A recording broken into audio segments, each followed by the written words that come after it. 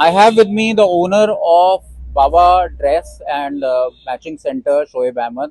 He is the son of Wakil Ahmed on 26th when he allegedly faced intimidation. Shoaib was also there along with his father. Let's speak to him. Shoaib, सबसे पहले बहुत बहुत शुक्रिया आपका आज तक से बातचीत करने के लिए। आपसे जानना चाहेंगे कि माहौल काफ़ी बदला है कोटद्वार का 26 तारीख के बाद से।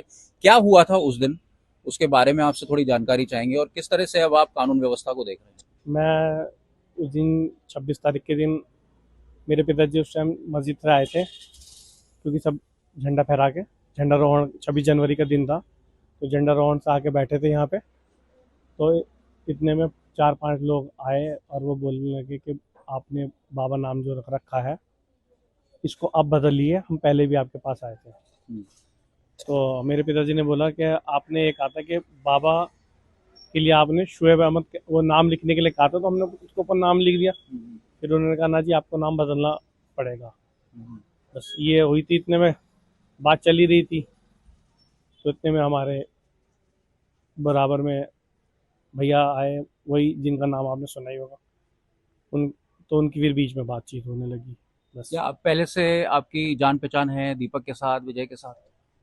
विजय भाई के साथ तो मेरी है थोड़ी बहुत ना, मतलब ऐसी भी नहीं है, बराबर में आते हैं वो, तो ऐसे हाय हेलो हो जाती है।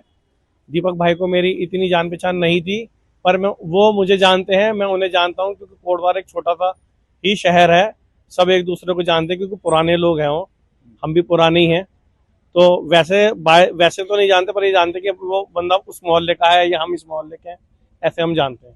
आपको लगता है कोटद्वार में वैसे आम तौर पर हिंदू परिवार, मुसलमान परिवार रहते हैं?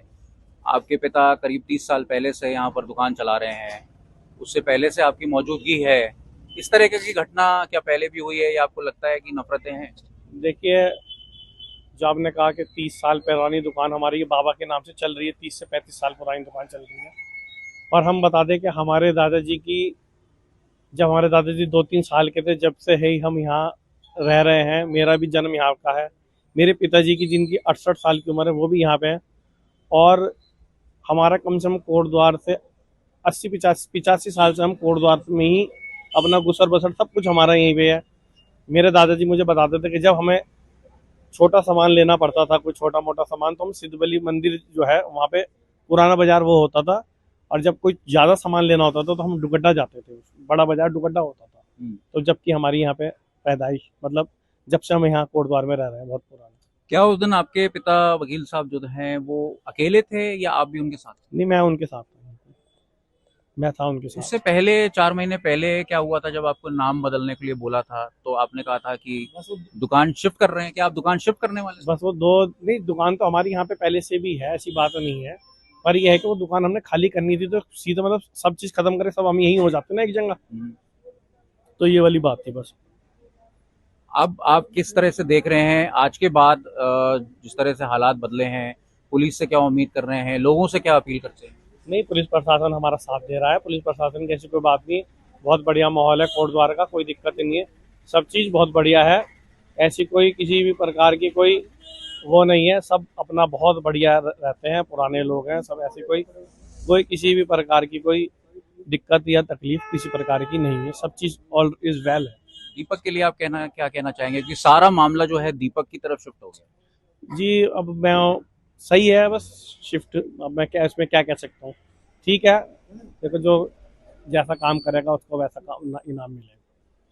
बहुत बहुत धन्यवाद। We have Shoaib Ahmed. We spoke to him exclusively for India Today, and he says that he believes in peace and harmony, and he also believes that the police is doing a good job so far. They feel secure, and they have ancestral root of more than 85 years in Kotdwar.